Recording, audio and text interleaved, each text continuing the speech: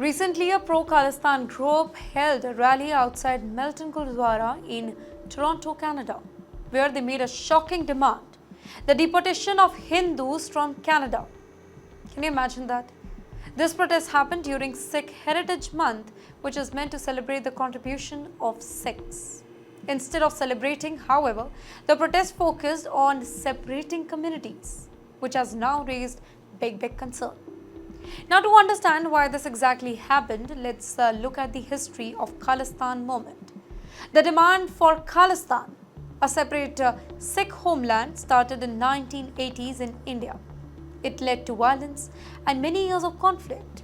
But by the end of 1990s, India defeated the movement and peace returned to Punjab. Today, Punjab is doing really well and Sikhs are successful in many fields in India and abroad. However, some people in the Indian diaspora, particularly in Canada, continue to support this idea of Khalistan. But let me tell you, these are very small number of people. Canada is home to many Sikhs, about 770,000, making up about 2% of the total population. While most of the Sikhs in Canada live very peacefully and contribute to the country, a very small group supports Khalistan and sometimes causes trouble. This rally outside the Malton Gurdwara was one of those examples. Instead of just talking about Khalistan, the protesters made dangerous demands, like kicking Hindus out of Canada. This kind of speech causes division and not helpful to anybody out there. In India, Sikhs are not being oppressed. In fact, Sikhs have been very successful in India. They have held important positions like being prime ministers, generals and business leaders. Punjab, the region where most Sikhs lives, is doing really well with high education rate and very strong farming.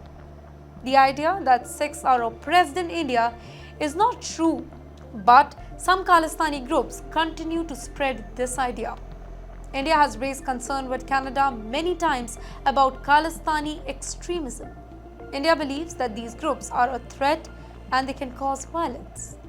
In response, Canada has been very unclear, trying to balance freedom of speech with the need to stop the hate speech.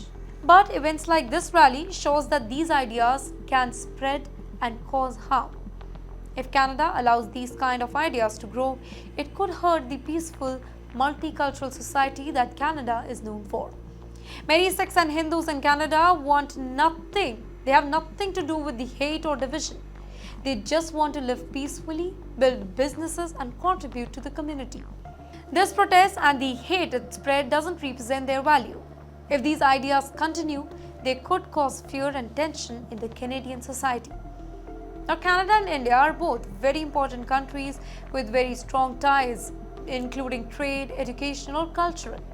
These ties should be about cooperation and respect, not about letting a small group of people spread hate. Well, the future of India and Canada relationship, specifically under the new Prime Minister Mark Carney, will depend on both countries working together to keep peace and harmony. Canada must remember that freedom of speech should never be encouraging hate, and India must keep supporting its Sikh diaspora worldwide in a very positive way, which we do. In the end, this protest showed that some people are still stuck in old ideas that no longer apply. India and Punjab have moved on and improved.